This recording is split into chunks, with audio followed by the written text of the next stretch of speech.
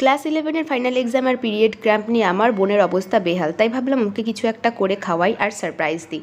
তো দেখো আমি প্রথমে চলে এসেছি একটু দুধ চা বানাবো, আর এই চা বানানোর পদ্ধতিটা আমি ইউটিউব থেকে দেখেছি, তো সেই জন্যই এইভাবে আমি আরও বানাচ্ছি স্পেশালি। আর ওদিকে ফুলকপি সেদ্ধ করে রেখেছি, একটু পকোড়া করবো তাই। তো প্রথমে খালি প্যানে চিনি আর চা পাতা দিয়ে একসাথে ওটাকে ভালো করে কি বলবো, ভাজা বলবো না কি জানি, যাই হোক ক্যারামেলাইজ করে নিলাম।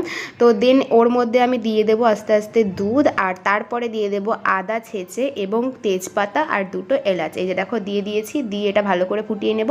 আর এই সেদ্ধ করা ফুলকপির মধ্যে দিয়ে দিলাম ধনে গুঁড়ো, লঙ্কার গুঁড়ো আর কর্নফ্লাওয়ার, হলুদ লবণ দিয়ে একটু মেখে নিচ্ছি, এটা ফ্রাই করব বলে, কারণ তেমন কিছু আর ঘরেও ছিল না, আর আমাদের শনিবার নিরামিষ, তো এটাই করলাম। চলো এবার বোনকে সারপ্রাইজ দেওয়া যাক। Behin, I made this specially for you, Behin.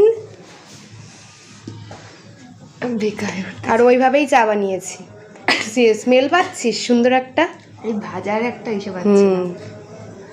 Wow, প্রথমে এইটা খেয়ে দেখ, ফুলকপি ভাজা চায়ের সাথে ভালো লাগে। আমি মনে হয় 4 মাস পরে চা খাচ্ছি।